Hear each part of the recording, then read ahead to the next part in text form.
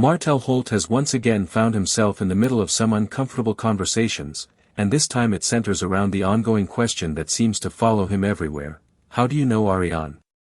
This situation has been circling for a long time, and every time it comes up, it feels like there's another layer of confusion, denial, or half-truths that leave everyone wondering what's real and what's not. The way this topic unfolded in the recent conversation showed us not only the tension but also the way friendships and loyalties in Huntsville get tested whenever Arionne's name gets mentioned. The conversation started with a direct question: do you know Arionne? At first, the answer seemed simple enough. The man being questioned quickly said no, making it clear he did not have any personal connection with her.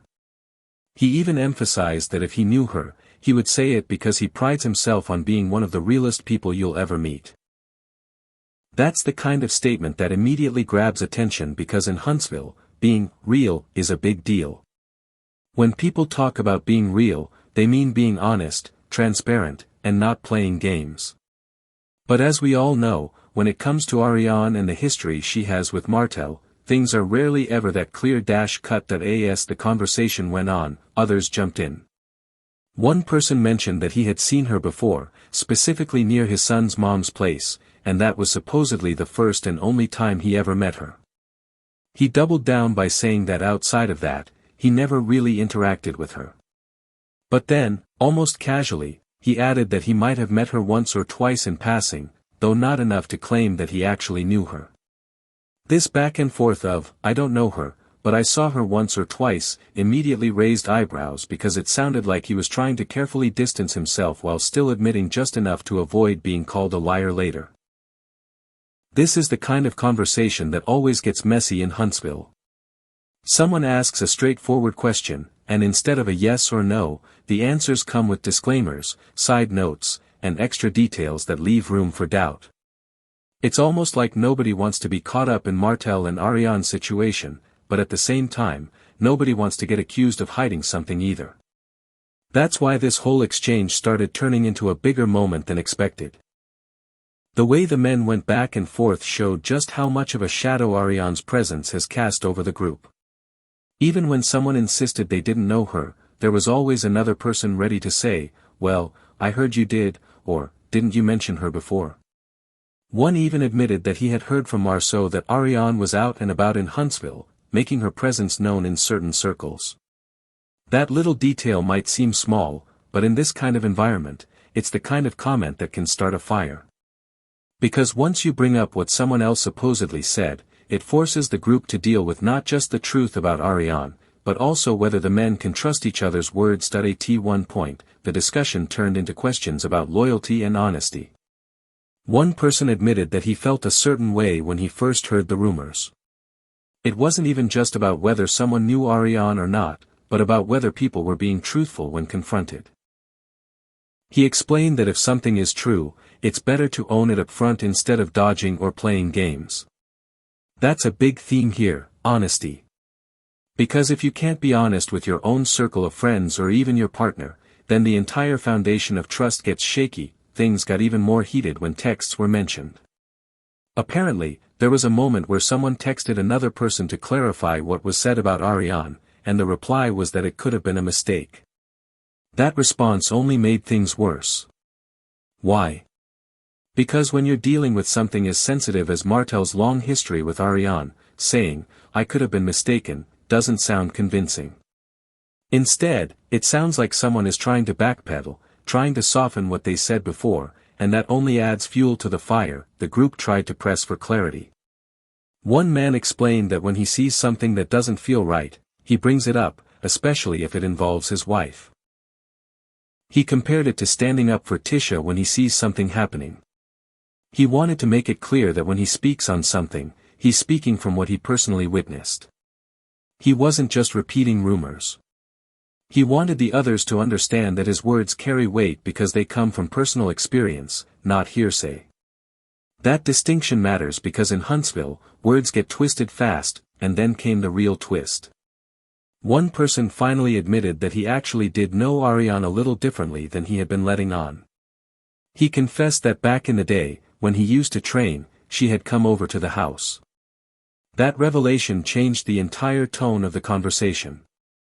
Suddenly, the whole idea of, "I don't know her like that," got thrown into question because admitting that she came over means there was at least some form of connection. Even if it wasn't a deep relationship, it was enough to shift the narrative from, "I don't know her at all," to, "I knew her, but not in the way you're thinking." Of course, as soon as that came out, the group started making jokes, insinuating whether they actually trained or if something else happened. This is where the humor came in, but the jokes also revealed how uncomfortable everyone felt. It's easy to laugh it off, but underneath those jokes is a lot of suspicion. People don't joke about something like that unless they think there might be a little truth behind it. The tension grew even stronger because the men in the group knew that once this conversation went public, it would not just stay between them. Their partners would hear about it, their households would be affected, and the drama would spill over into other parts of their lives. That's why you could see the nervous reactions, the laughter that felt a little forced, and the sudden seriousness when someone said, "Don't lie." Nobody wanted to take home a surprise revelation that could blow up their personal life. The conversation eventually shifted toward a bigger message: if you don't have the truth, don't say anything at all. That statement was powerful because it addressed not just the issue with Arionne, but also the way rumors and accusations keep causing division. The idea was simple: if you can't back up what you're saying, it's better to stay quiet rather than create unnecessary drama. That point hit hard because in this group, a lot of conflict has started with rumors being repeated without proof. Still, the fact that someone finally admitted to knowing Arionne in some way proved just how hard it is to keep the truth buried in Huntsville. No matter how much people try to dodge the question or soften their answers, eventually, the truth comes out. And when it does, it creates ripple effects that everyone has to deal with. The men eventually agreed that it was time to let this be the last time they had to go through this conversation.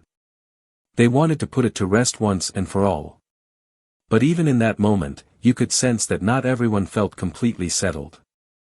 Some were still joking, others were still questioning, and the energy showed that while they wanted closure, the topic wasn't going to disappear so easily. This entire exchange revealed something deeper about the group dynamic. It's not just about Martell and Arionne.